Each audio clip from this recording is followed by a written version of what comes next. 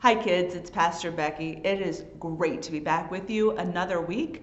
We're going to continue talking about kindness because in our worship series throughout this spring, we are talking about what does it take to be kind.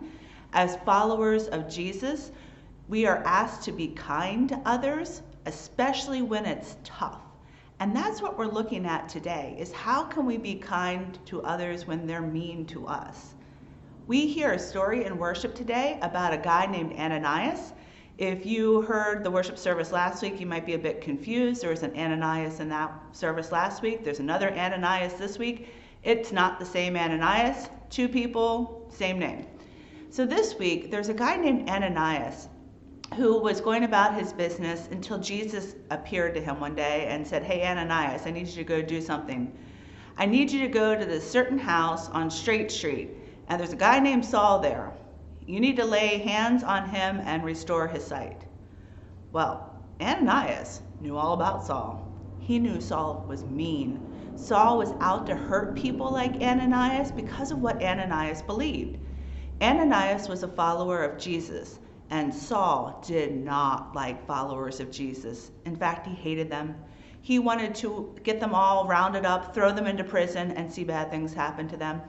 And Saul had come to a city named Damascus to do just that, to arrest people like Ananias and get them into trouble. Except on Saul's way to Damascus, Jesus appeared to him too and asked him, "Saul, why are you hurting me?" And Saul was struck blind, and his friends had to lead him by the hand into Damascus.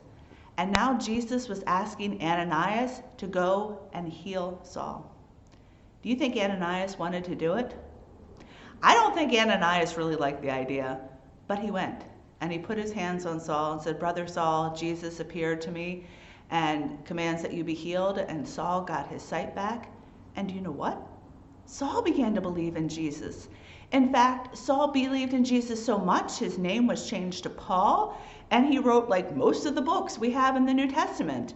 And Paul became such a devout follower, which means such a committed and excited follower of Jesus, that he told lots and lots and lots of people his story of how he hated Jesus and wanted to hurt people who believed in Jesus, and how Jesus appeared to him and how his life was changed.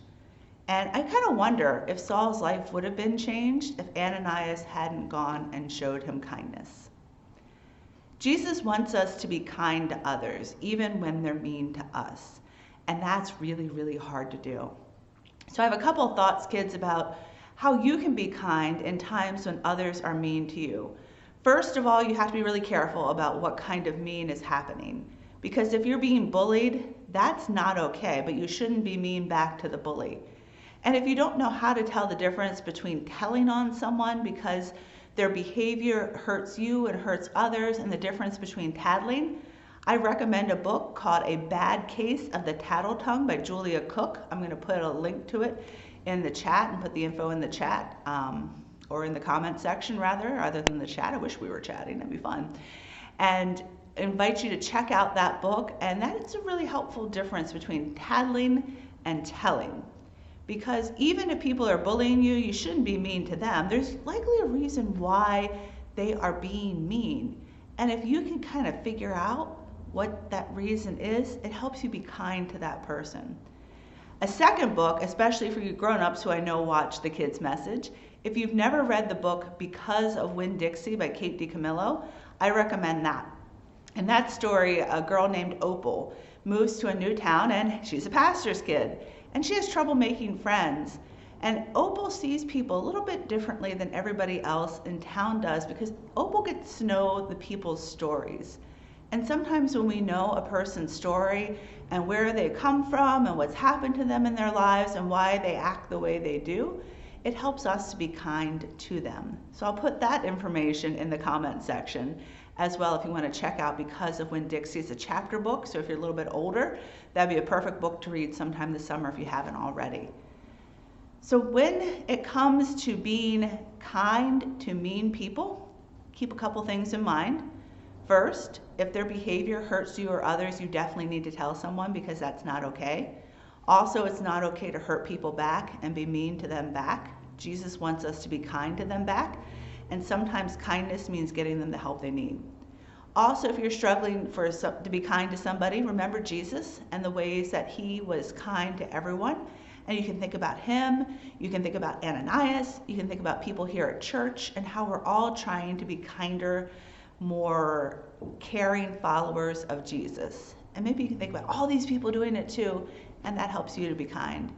And the third thing, and this is going to sound a little cheesy, but it's so true, pray. If you don't know what to do, ask God to show you what to do and show you how you can be kind to that person. And we're going to pray right now. Will you join me in prayer? Most holy God, we thank you that you are kind to us, that you show us love at times when we are not acting at our best, and you love us anyway. Help us to remember your love for us at all times, and help us share your love to others even when they are not acting at their best too. And through our kindness, maybe we can change their life. Maybe forever, but at least maybe for that day. And so give us the strength and the courage to be kind.